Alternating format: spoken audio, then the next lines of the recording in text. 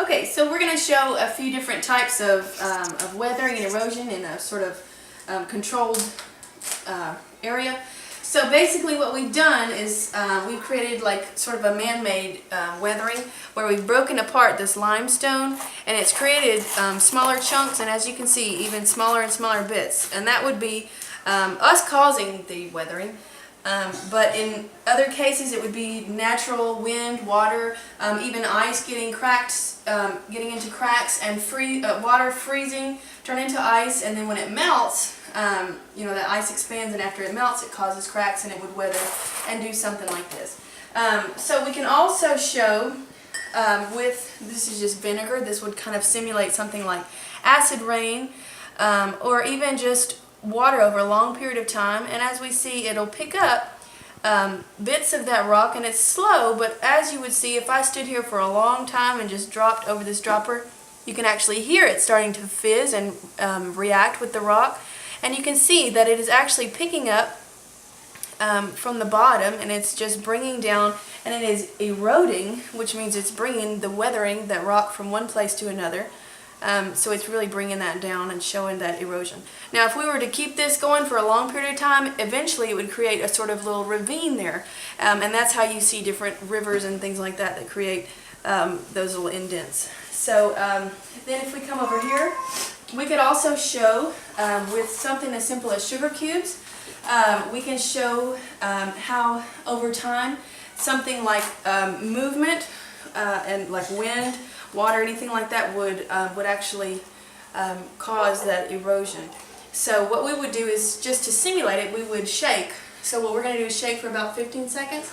So we're going to see, and we're going to take one out each time, and then we will, and you can also count maybe about 20 shakes, something like that, just to kind of to keep track of how many times. And each time, as you see, I'm going to take one out. So as you see, you've already got the sugar is starting to erode and to come off and to smooth out those sugar cubes, and they're bumping against each other. So just think about rocks, they're moving, there's wind, there's water, and so that will cause a bit of a change there. And so as we see, we can compare, and that's just a slight change, but as we see, we're going to look at all that has come off.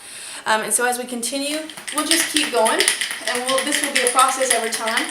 You can also think about erosion like things like buildings and statues that are getting worn away from things such as wind. Even other animals can cause erosion over a long period of time. Think about animals that burrow. So as you see, they start to get more rounded and it becomes more obvious, and we'll compare that to our original. And then as we continue,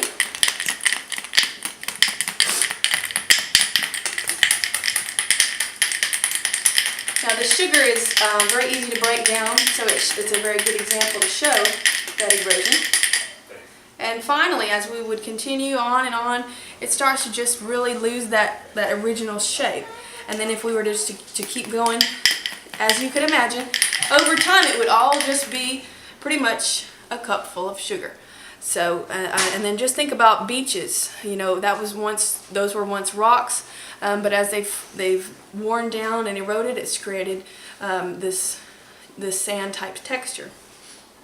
Now also, that would be an example of showing wind or air, but we also want to show how all of these processes combine using, in this case we're using vinegar, but you can think of it as as water, and so it would pick up from, in this case we have some antacids and we have a sugar cube.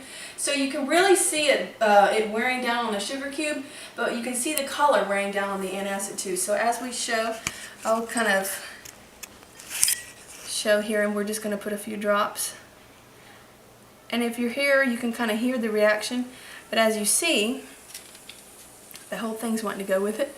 But as you see, those little bits are eroding, and it's wanting to, let's say if the rock was going to stay in one place, then see it's picking up all that sediment, and as it would come down, think about a river and think about silt. As it would come down, it's going to deposit. See, we have this little ridge here, and when it gets to that, it's going to finally deposit down at the bottom. But so you have the weathering, the breaking down, the erosion, the taking it, and then the deposition out here at the bottom. And really, you can really see that in the shape of the sugar cube, much like the shaking. You can really see, if we pick a side and we start to see that erode, think about statues on the side of buildings, if there's acid rain, even water over time, different types of rock, you really see that change, and you really see it start to erode away. And it's taking that sugar and it's just wanting to deposit it with the tums. But really, any kind of rock over time, with even think about plants when they're growing, they can really cause cracks with the roots that are going in between rocks.